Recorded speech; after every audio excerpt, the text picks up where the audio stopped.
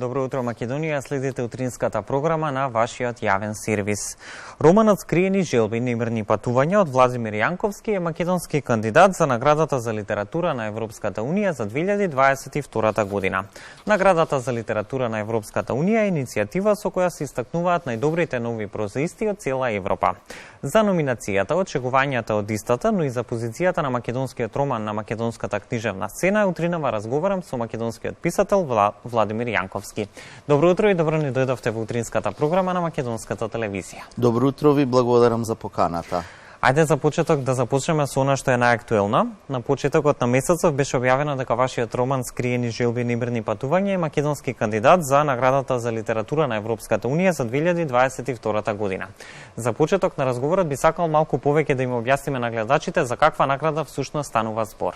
Да, станува збор за награда која што веќе од 2019 година ја организира организација која што е тесно поврзана со директоријатот на Европската Унија. Значи, извршната агенција на Европската Унија, која што се занимава со промоција на и поддршка на културата, пред 13 години, реши дека еден од механизмите, еден од начините на кој што ќе ја поддржува европската литература е преку доделување на така наречената награда за литература на Европската Унија. Од тогаш секоја година во 3-годишен циклус, по околу 14 до 15 европски земји, значи земји од Европа кои што од една страна се членки на Европската Унија, а од друга страна се и земји кандидати за членство во Европската Унија, меѓу кои спаѓа и нашата земја. Значи секоја година номинираат, тоест даваат добитници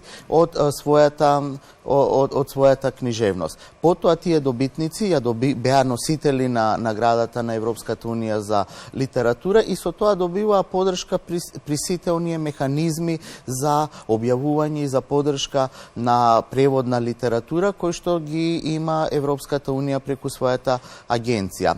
Така што веќе 13 години оваа иницијатива успешно се реализира и се имплементира и му овозможува на автори на земји, на книги кои што условно кажано помалку се присутни на европскиот книжевен пазар, преку оваа иницијатива да станат поприсутни, нивните книги да бидат преведени на голем број европски јазици.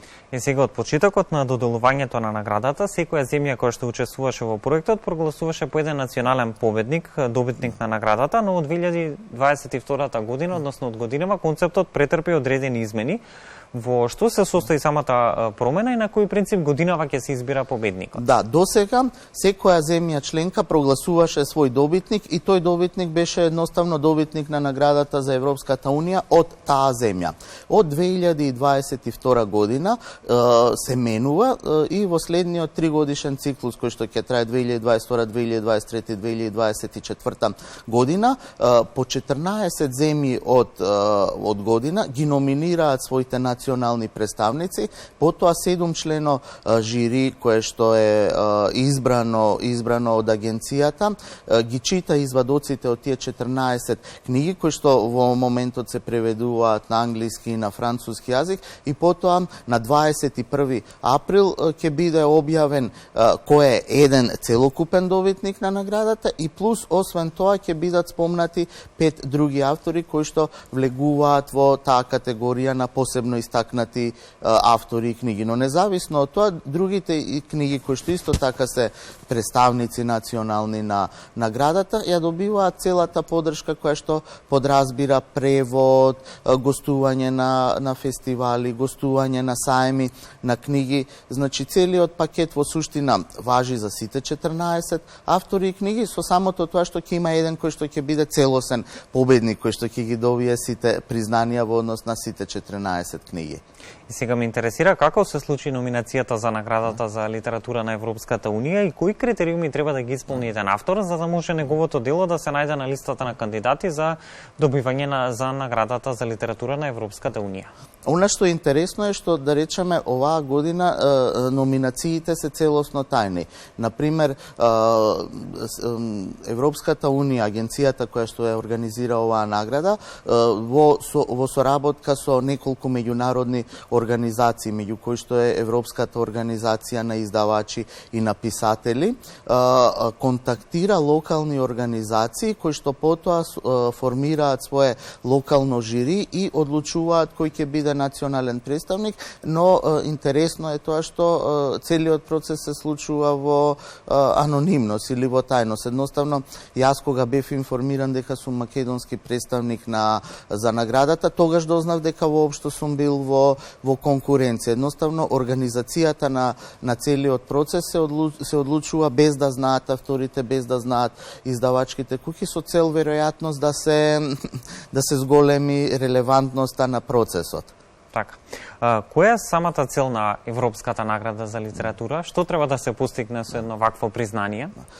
Целта на наградата на Европската унија за литература навидуме е јасна и може да се дефинира во три точки. Прво, да се зголеми интересот за европската литература, за преводната литература, да се зголеми интересот за новите автори. Второ, преку добивањето на оваа награда, едноставно авторите кои што ја добиле оваа награда многу полесно влегуваат во фокусот на издавачите од цела Европа кои што се заинтересирани да преведуваат одредено книжевно дело. Например, ние доаѓаме од релативно мала земја и од мала јазична средина и многу е тешко некој издавач во Норвешка, во Франција, во Германија, во Шпанија лесно да се заинтересира за некое книжевно дело. Ова овозможува малите книжевности многу полесно да влезат во фокусот на интересот. И третиот многу важен аспект е дека преку оваа книжевна награда се добиваат одредени преводи, се добиваат информации за вашата книга на европско ниво, речиси на секојдневно рамниште. Организаторите на наградата испраќаат информации за кандидатите, за добитниците на наградите, за нивните книги кои што се објавуваат, интервјуата со нив на интернационално ниво и едноставно се овозможува она што на авторите од помалите книжевни средини какво што е нашата да добијат видливост на едно интернационално ниво, на интернационално рамниште, што е многу тешко да се добие во обични услови. И се разбира, важен аспект во целиот процес досега беше тоа што во конкурсите на Европската унија за поддршка на литературни преводи, наградите книгите кои што досега има награда добива специјално внимание и можност да добијат дополнителна поддршка при објавувањето на преводите. Која што верувам дека особено значи. Да, апсолутно. Особено за македонски услови. Досега повеќе македонски автори има добиено наградата на Европската унија за литература. Што значи лично за вашиот роман да се најде во друштвото на најдобрите нови прозаисти во Европа?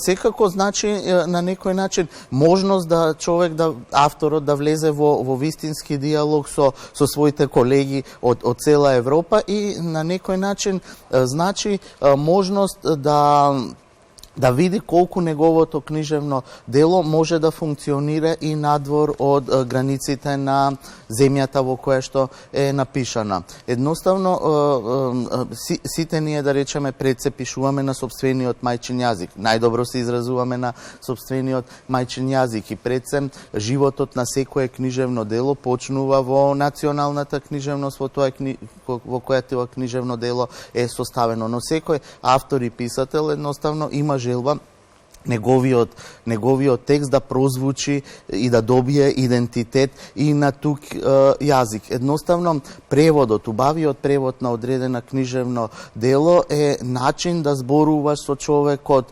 Норвешка, од Шпанија, од Франција, без ти да го знаеш тој јазик и без тој да го знае твојот јазик. Во суштина, книжевноста, раскажувањето приказни, од секојаш сум го гледал како некој вид диалог со различни луѓе, диалог со луѓе кои што никогаш во животот нема да ги запознам, ама преку моето книжевно дело ќе допрам до нив. Така што можноста да се преведе и да профункционира книгата на тук јазик ја нуди една од најубавите можности. Можност за човечка комуникација со луѓе кои што никогаш нема да ги запознаеш, а сепак ќе успееш да ги допреш со твоето дело. Да, токму тоа е магијата на книжевноста, да ги обединува луѓето од целиот свет. Покрај избраниот победник за наградата за литература на Европската унија, сите номинирани автори континуирано ќе бидат промовирани на европската книжевна сцена, а велат секоја книжевна номинација за Европската награда за литература е доволен доказ дека делото кое што се номинира ќе стигне во рацете на многу читатели низ Европа. Кои се вашите очекувања од оваа номинација? Па, некои од очекувањата за оваа номинација покрај тоа што реков, комуникација, диалог со други автори, можност едноставно да се биде дел од таа поширока книжевна сцена, веќе се остваруваат со тоа што штом се случи номинацијата, добив некои 2-3 понуди за превод на книгата на некој од европските јазици. Значи, едноставно книгата си добива свој живот надвор од границите на Македонија и тоа е еден од аспектите, тоа е едно од најголемите очекувања. Би сакал во овој дел од разговора да ги споменеме и другите земји држави кои што ќе се надпреваруваат за наградата за литература на Европската унија? Да, во овој циклус од 2022 година има 14 земји кои што практично влегуваат во трката за еден добитник на наградата за Европската унија за литература. Значи, направен е концептот така што да биде шаренолик од аспект на географија, затоа што една од целите на оваа награда, но една и од целите на таа програма за поддршка на издаваштвото на Европската унија е токму да се поттикне разновидноста и разновидниот диалог на различните книжевни сцени. Значи, имам во оваа година кандидати од Ирска, Белгија, Украина, Италија, Шпанија, Босна и Херцеговина. Речи си од целиот Значи, свет. практично да. И практично тоа е убаво што има изборот е разновиден. Има и од така наречени подоминантни јазици или големите јазици, како што се шпанскиот, како што е англискиот, но исто така има и од помали јазици, како што е македонскиот, украинскиот, како што е српскиот, босанскиот и така натаму. Да, се богата книжевна понуда. Инаку ова е втор значителен успех за романот Скриени желби, немирни патувања. За истиот минатата година ја добивте наградата Роман на годината, која што доделува фондацијата Славко Јаневски. Колку ова признание придонесе за популаризација и промоција на вашиот роман, но и генерално ваша лична промоција на македонската книжевна сцена?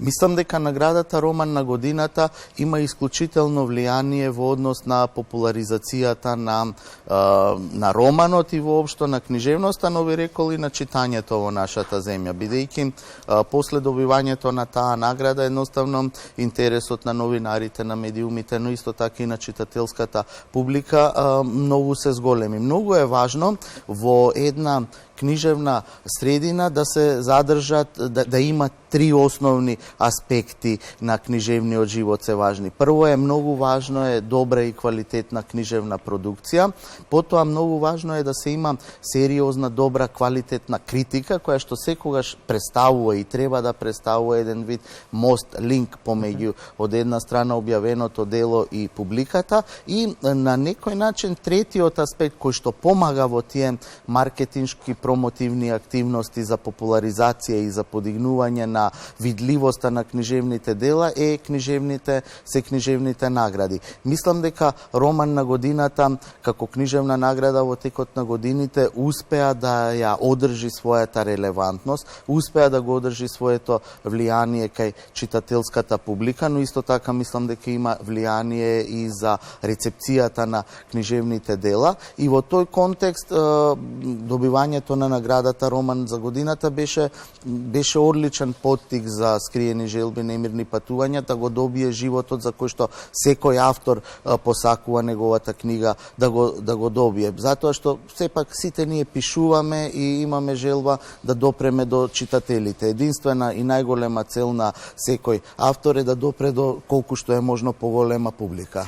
Сосема онаку со гледано од денешен аспект, како македонската публика го прифати овој роман и какви беа реакциите пред странската публика? Дали таа успеа да ја свати суштината годината на романот, со оглед на тоа што Скриени желби и немирни патувања беше и македонски кандидат за меѓународната награда Балканика, па многумина од книжевната фила во земјава го вброја романот во едно од највлијателните македонски дела во последниве неколку години. Дали вие така го доживувате својот роман? Неблагодарно е јас да кажам така, нека останувам на критичарите и на другите да кажат, а што се однесува до меѓународната рецепција, знаете, кога едно книжевно дело ќе излезе, за да добие некој интернационален живот или за да добие живот на меѓународната сцена, една година или година и пол не е ништо. Едноставно, за некоја книга да почне да функционира на друг јазик е долг процес. Прво треба таа книга да доживее одреден успех на националната книжевна сцена. Потоа треба за таа книга на некој начин да се прошири малце повеќе гласот за незе регионално. Балканика е одлична иницијатива со која што 7 регионални земји учествуваат и доделуваат награди. Инаку романот се уште е кандидат затоа што поради коронавирусот се уште не се одржа гласањето, не се одржи конечниот гласање во врска со Балканика за книги објавени во 2020 година и 2021 година, но животот на книжевното дело е бавен. Може би некои други уметнички дела, како филмовите, може да доживеат, да речеме, многу побрз успех и многу побрз живот на различни географски меридијани. Но кога станува збор за книжевноста, потребни се, минимум би рекол, 5 до 6 години за едно книжевно дело на вистина да почне да функционира и да живее и да има некој свој живот надвор од границите на националната книжевност во која што е обен, што не е никаков, што се разбира дека не е никаква пречка или не е никаков проблем, бидејќи ние се уште ги читаме делата на Шекспир напишани пред неколку века или се уште кај нас се уште се популарни дела напишани пред 20 века или пред едноставно 50 или 100 години. Звучи парадоксално, но времето е најдобриот сојузник на добрата литература. Прашање има многу, времето ни е ограничено, сосема накуса за крај на денешниот разговор. Истовремено вие сте председател на годинашното жири за доделување на наградата Роман на годината за 2021 година при фондацијата Славко Јаневски. Како тече вашата работа? Кога јавноста ќе може да го знае името на годинашниот добитник на наградата Роман на годината и имаше ли тешка работа година во стручното жири? Каква беше понудата на романи? Работата тече одлично, имавме голема понуда на романи. Оваа година стигна 39 романи за кои што беа кандидати за наградата Роман на годината, што со оглед на обемот на земјата во која што живееме сосема доволно. Досега беше направен првиот избор во кој што влегоа 20 романи, потоа вториот избор во кој што помина уште 10 романи и беше направен финалниот избор за кој што се борат 4 романи. Жирирањето е при крај, се разбира дека доделувањето на наградата е тешко затоа што понекогаш во последен момент која книга ќе добие одлучуваат нијанси, но еве можеби една од првите информации што досега ја нема објавено на ниеден медиум официјално, добитникот на наградата Роман на годината за книги објавени во 2021 година ќе биде објавен во вторник на 15 март во 12 часот. Така што за неколку дена ќе го дознаеме новиот добитник на наградата Роман на годината. Го очекуваме секако името на добитникот. Ми беше задоволство да бидам ваш домакин во денешното издание на Македонија наутро. Навистина сте одличен соговорник. Има многу теми за разговор, секако ќе оставиме простори за следно гостување во утринската програма. За сега ќе ви посакам многу успех со номинацијата за Европската награда за литература. Се надевам дека овој потек ќе биде одлична промоција на вашето дело, лично на вас како автор, но секако ќе придонеси за афирмација на македонскиот роман како во меѓународни рамки, така и овде на македонската книжевна сцена. Ви благодарам за поканата и за можноста да зборуваме за литературата. Ќе се видиме ние во следна прилика.